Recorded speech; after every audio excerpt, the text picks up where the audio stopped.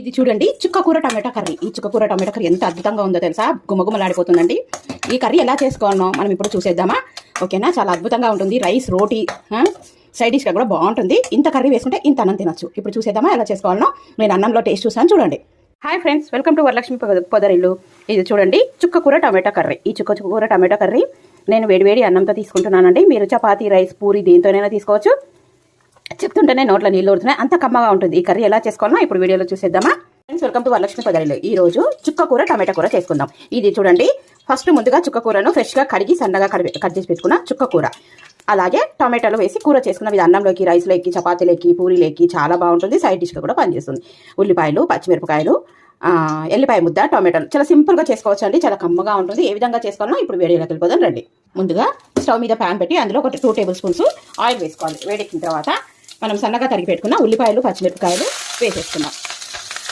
సింపుల్గా చేసేసుకోవచ్చు అండి, ఎలాంటివి ఏమీ అవసరం లేదు. కమ్మగా ఉంటుంది. అన్నంలోకి ఇంత కూర వేసుకొని ఇంత అన్నం తినొచ్చు, చాలా అద్భుతంగా ఉంటుంది. ఇవన్నీ వేగేంత వరకు వెయిట్ చేద్దాం. ఒకసారి కలిపేసుకుందామండి. వేగిపోతాయి పచ్చిమిరపకాయలు, ఉల్లిపాయలు. అల్లం వెల్లుల్లి వేసుకోవచ్చు, లేదంటే ఎల్లిపాయ వేసుకోవచ్చు. నేనైతే ఎల్లిపాయనే వేస్తున్నాను. ఎల్లిపాయ చాలా బాగుంటుంది.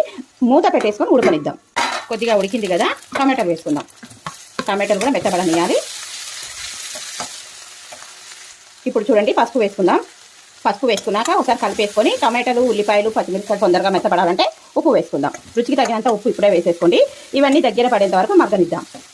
ఇప్పుడు ఉడికిపోయినాయేమో చూద్దామా. బాగా చూడండి, టమాటాలు, ఉల్లిపాయలు అన్నీ ఉడికిపోయినాయి. ఇంతకుముందు తరిగి పెట్టుకున్న చుక్కకూరను వేసేసి కలిపేసుకుందాం. బాగా కలుపుకుందామండి. ఉట్టిగానే మగ్గిపోతుంది, భలే ఉంటుంది ఈ కూర. ఒకసారి నేను చెప్పిన విధంగా ట్రై చేయండి. కూర ఉడికిపోయిందేమో చూసేద్దాం. వావ్, చూడండి దగ్గరికి మగ్గిపోయింది. దీంట్లో మీకు నచ్చితే ధనియాల పొడి వేసుకోవచ్చు, నువ్వుల పొడి, అలాగే కొబ్బరి పొడి, ఇవన్నీ వేసుకోవచ్చు. నేను ఓన్లీ ఈరోజు నువ్వుల పొడి మాత్రమే వేసుకుంటున్నాను.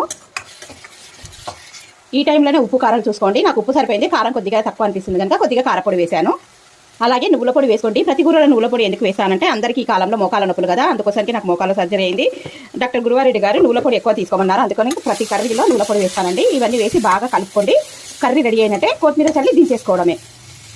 ఒకసారి కర్రీ రెడీ అయిందేమో చూద్దాం. బాగు చూడండి, నూనె పైకి తెలింది. ఇంకా కూర రెడీ అయినట్టే. స్టవ్ ఆఫ్ చేసి సర్వ్ చేసుకుందాం. ఎలా ఉందో చూద్దాం, టేస్ట్ చేద్దాం. కర్రీ రెడీ అయిపోయింది. వీడియో నచ్చితే తప్పకుండా లైక్ చేయండి, షేర్ చేయండి, కామెంట్ పెట్టండి, సబ్స్క్రైబ్ చేసుకోండి. Thank you for watching. Please subscribe. ఇప్పుడు టేస్ట్ చేద్దాం. నేను వేడి అన్నంలో కర్రీ వేసుకుంటున్నానండి. కాస్త నెయ్యి వేసుకుందాం.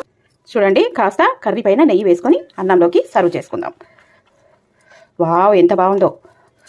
టేస్ట్ చేద్దాము. భలే ఉందండి. చూడండి, ఇంత కొంచెం కర్రీతో భలే ఉంది. మీరు కూడా ఒకసారి ట్రై చేయండి. ఓకేనా, బాయ్. మరో మంచి వీడియోతో మీ ముందుంటా.